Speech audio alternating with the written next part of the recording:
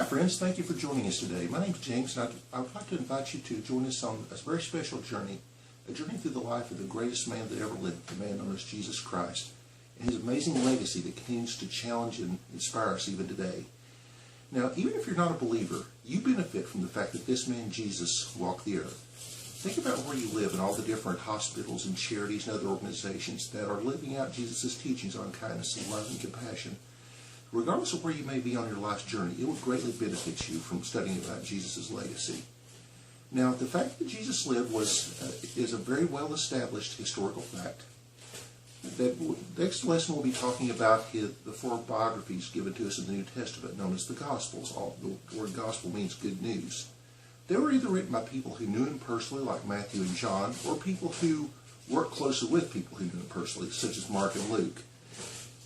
And they were also written at a time period in which eyewitnesses to the events described were still alive and could very easily verify their authenticity. There are also secular historical references to Jesus' life as well. For example, the Jewish historian Josephus verified that there was a wise man named Jesus who was crucified by Pontius Pilate. There was also a Roman official known as Pliny the Younger who wrote a letter to the emperor describing the people called Christians and how they sang praises to Christ as a God. So that indicates that Jesus' deity was acknowledged very early on.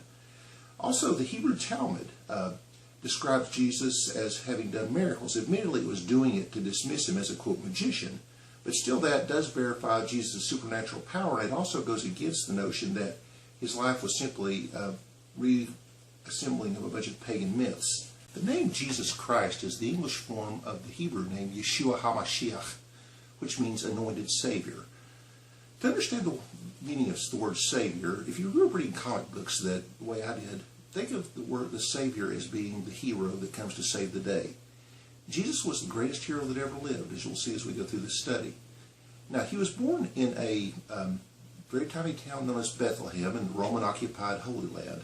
What he looked like, no one knows for sure, but it's safe to assume that he was not a blue-eyed blonde the way a lot of European religious art depicts him. In fact, images like that are very racist in nature and in origin. Being a Mediterranean Jew, he would have had dark olive skin tone, Semitic facial features, probably either black or dark red hair. Also working as a carpenter, he would have been a very ruggedly built man. In keeping with the Jewish lifestyle and customs, Jesus would have had a deep devotion to family, caring for his parents and being prepared to care for them further as they got older.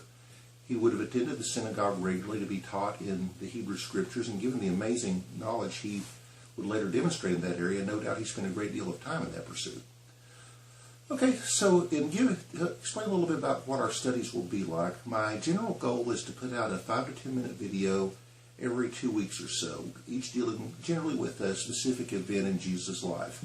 Now, while I obviously take this subject matter very seriously, I also want us to be able to have a little bit of fun with it. As the saying goes, sacred cows make the best hamburgers. So I hope you will subscribe to our channel and visit with us regularly, and feel free to send us your feedback. In the meantime, keep it real.